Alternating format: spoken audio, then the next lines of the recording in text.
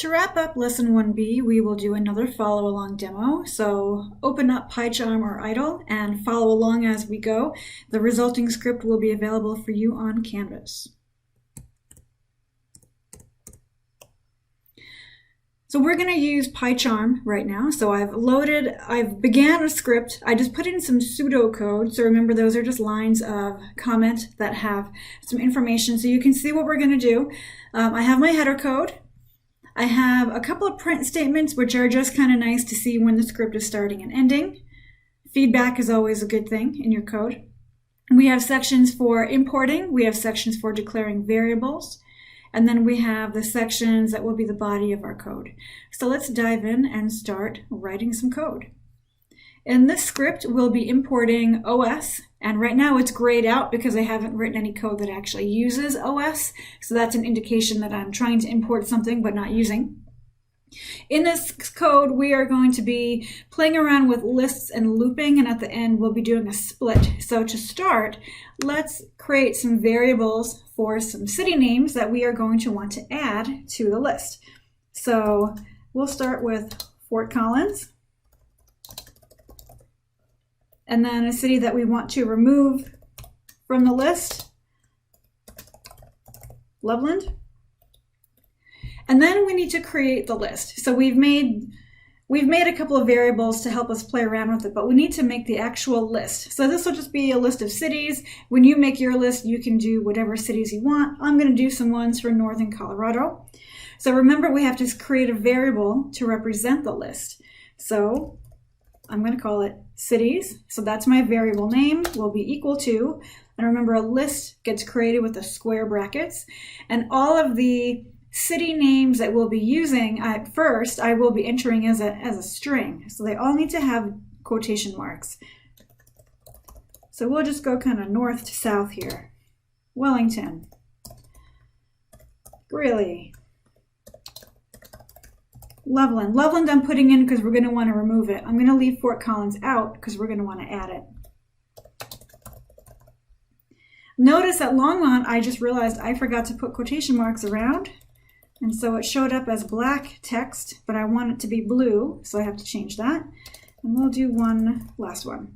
Okay, so now we have a list with 5 items in it, and we can do a few different things. We can loop through the list and print it out one at a time. We can also just print the list, which won't look as pretty, but it's good to experiment with what it looks like. So if we just did print cities,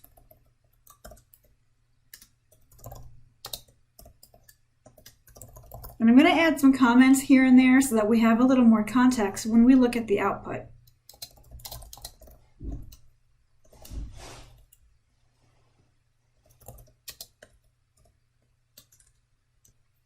Printing it nicer.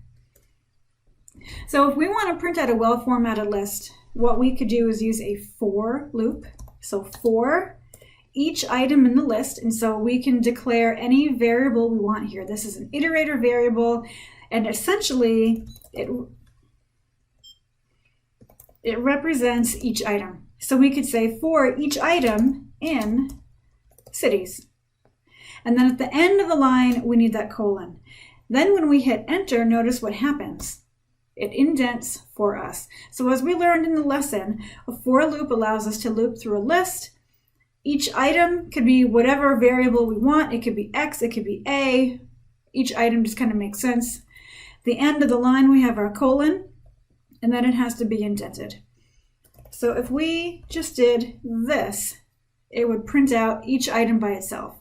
So let's take a look at what this looks like in code. So I right-clicked and hit run to run it. The output goes into the run window at the bottom, and now I can see my code starting list script, printing just the list. You can see it's not very well formatted. And then printing it nicer. Oh, notice that I didn't tell it to print each item. There, and we'll try that again. That's a little better.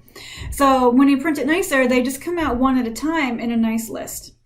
What we can do in addition to that is sequentially number it or have some sort of text along with it. So instead of just print each item, we could put in our own text. So city name, and then a plus sign to concatenate it. And then if we run it, we see this. So we see the word city name, colon, and then the name of the city. That's not very well formatted. We want to go back up here and add another space in there. Another thing we could do, like I mentioned, was we could sequentially number it. So within the for loop, we could set a variable just to be equal to 1 to start. I'm going to call it counter equals 1. So we could do city name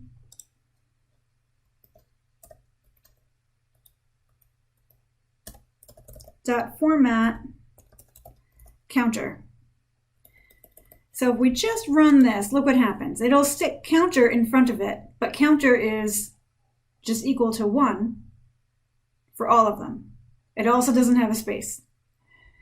So we would want to fix that. One, we'd want to put a space in, but we also want to add 1. We want to increment counter at each one. So just like we saw on the slide, we can then do counter equals counter plus 1.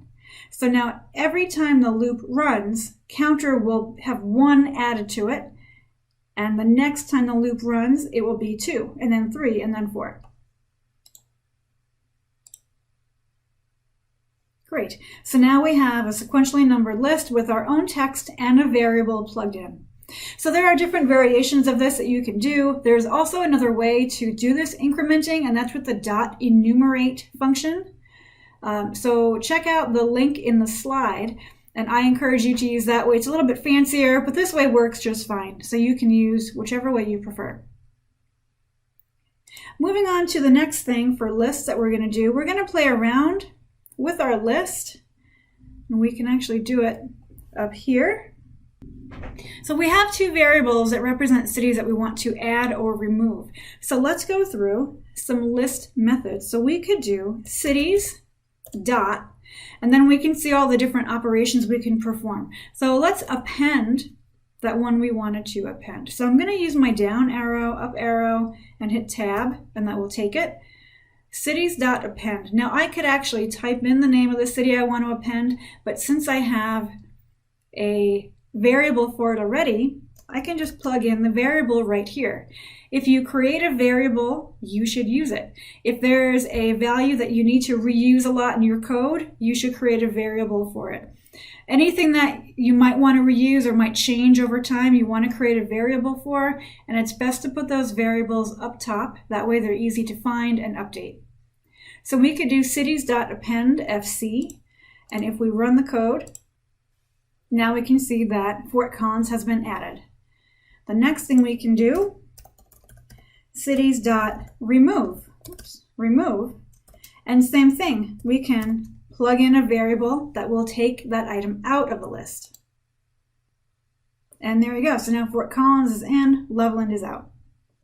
Just to give you a little idea of what you can do or why you might want to use append and remove, if you are reading in files or reading in data from a file or reading in values from an attribute table, you might start with one set of data and then be reading another set of data and need to add it in.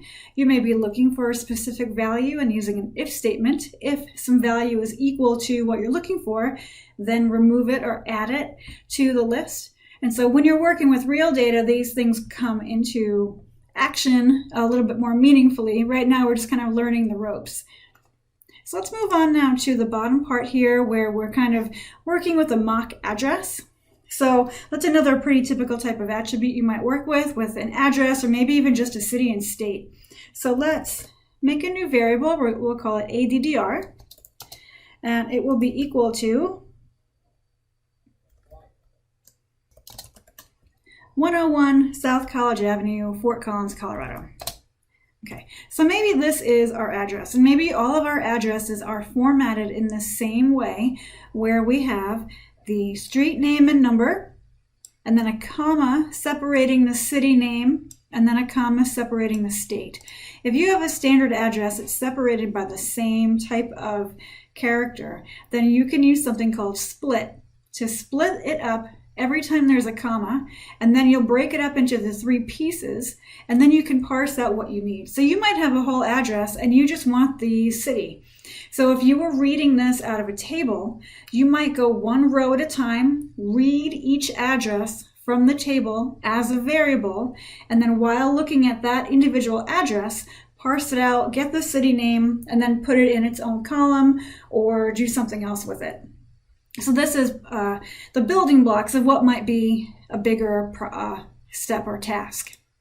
So what we can use is split. So we can do ADDR, that's our string.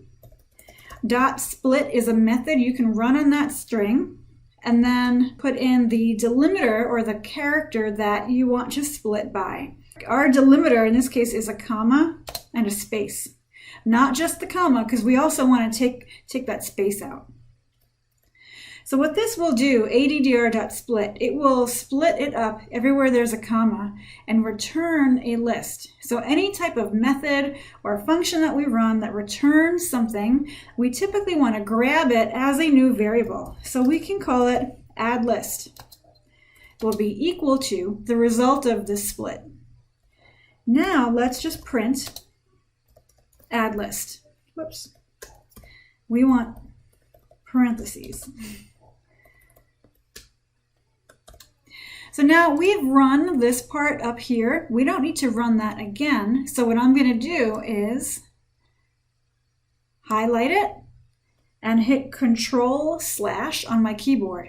Control/, and notice that it gave everything a comment. So that's a way to comment things out in bulk if you don't want to run them. So I have a whole block that I'm done with. I don't need to run it because I'm doing something a little bit different here at the bottom. So now that's not going to run. So now I can run the whole code and it'll jump to my address stuff and not do the list stuff up top. So this is what I get back. 101 is one string. It returns a string of that piece of my original. Fort Collins is a second item, and then CO is a third item. So I have a list of strings of each of the pieces of the original. Now I can use my index notation or my slicing. I can make a new variable where I have my street address is equal to. Notice I also have all of my variables here, so I can use the up and down arrows, hit tab, and I can grab the 0 item. So street address is just that, and then I can print street address. My city will be equal to add list 1. And then I could print that on a second line, or I can directly print add list 1. And make sure you format it right, which I just did not. So here are a couple of different ways that I could take a big long string, break it up into the pieces based on that delimiter character, and then print out or set as a new variable the piece that I want to parse out. Let's run this and we'll prove to ourselves that it works. Great, look at that. Lesson 1A and Lesson 1B are giving you the building blocks that you'll need to move on to more complex things. So while nothing we've done yet is very interesting or exciting, these are the things that we'll use to do the really cool stuff. So variables, strings, numbers, lists, loops. In the next section, 1C, we'll be getting into if statements and adding logic to it. And then we'll be ready to start doing geoprocessing. So thanks for watching, and now you're ready to move on to Lesson 1C.